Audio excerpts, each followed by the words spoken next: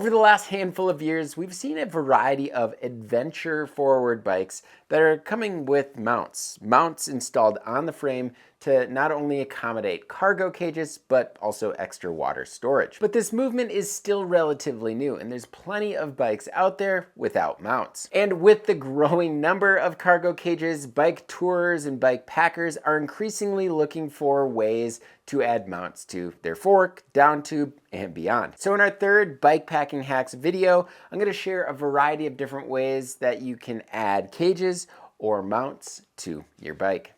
Let's do it.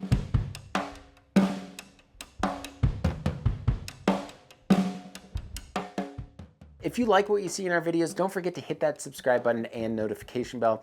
And if you like what you see on Bikepacking.com, if you like what you see on this channel, you can help support us a little bit more. And you can do so by signing up for the Bikepacking Collective. I've provided a link below with all the details you need to know about the Bikepacking Collective. As always, thank you all so much for the support. All right, so mounts. What are they really good for? Well, they give you more versatility to pack more things on your bike in more strategic locations. They're super helpful for smaller frames as well. Say the frame doesn't have a lot of clearance between the rear tire and the seat rails, or there isn't much clearance within the frame to store things. And if this sounds like you, Devin Cohen's and Jess Daddio put together a guide for shorter riders on Bikepacking.com, and I will link that below. These mounts are also really crucial for warmer weather trips or routes that have less water resupply points, like the desert. The cool thing about these mounts, especially DIY mounts, is, well, you can attach them really anywhere on the fork, down tube, within the frame, seat post, and yes, you could throw them somewhere on the rear triangle that a lot of people have done recently.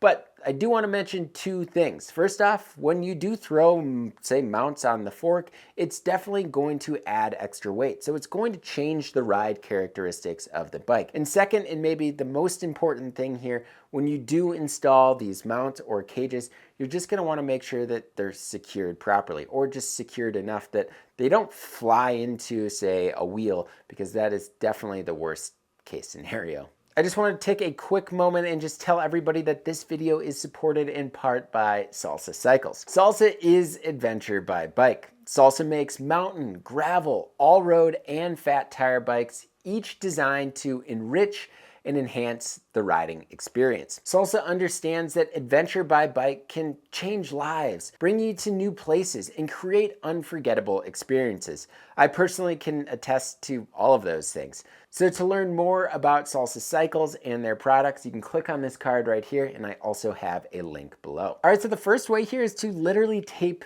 some sort of cage to your frame. In this case, I taped it to a suspension fork just using some electrical tape. This cage right here I think was like $5.99.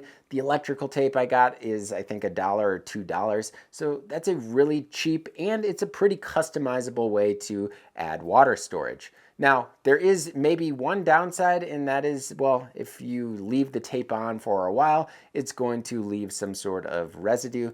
And if you use a stronger tape, something much stronger than electrical tape, well, you may potentially rip off, say, some stickers or even some paint. So just keep that in mind. But this is a super simple way to add a mount, add a cage, and it's probably something that you already have at home. Another option that I've seen but I haven't tested is you could use, say, one of the rear rack mounts that are, say, on a bike that has rack mounts, and then you could tape like the upper or lower part of the cage with electrical tape to the frame. All right, another option is purchasing clamps from a hardware store. These are just regular hose clamps. All right, so these hose clamps are super cheap. I think they range from $1 to $5, just depending on the size.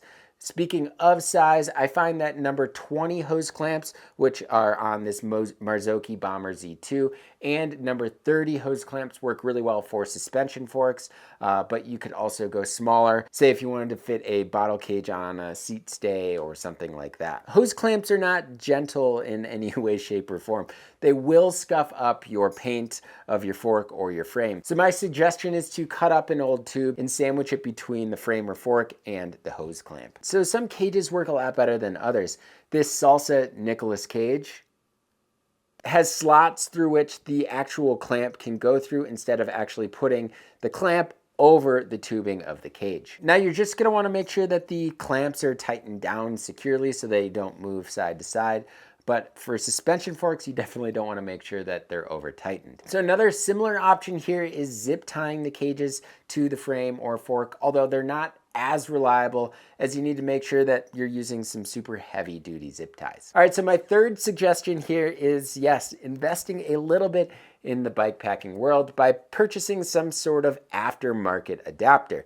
There are a ton of them out there, and we actually published a gear index on all of these, so that is linked below if you want to check that out. So some that I've recently used with success are these Wildwood mounts, and these are nice. They actually do use zip ties, but they also come with 3M double-sided like spongy tape that connects to the fork and or anywhere, any tubing on your bike, and they're really secure. The other thing I really like about the Wildwood mounts is they're super low profile, so they don't extend the cage out nearly as much as some other options that are out there. Another option that I've used recently is this Toe Peak Versa mount, and it actually works really well. It just clamps around, say, a fork lower or any tubing that you might have on your bike. And if you have friends with a 3D printer, or better yet, a CNC machine, you could likely design something pretty easily and go to town. Now, I only scratched the surface here, but there are a ton of options, so don't forget to hit that link in the description below. The last two ways they kind of work hand in hand is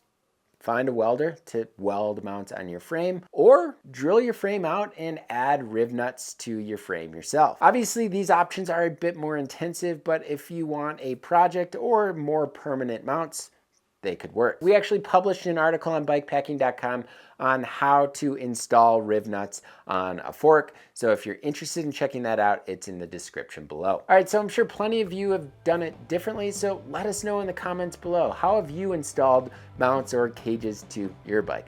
As always, thank you all so much for watching, and until next time, pedal further.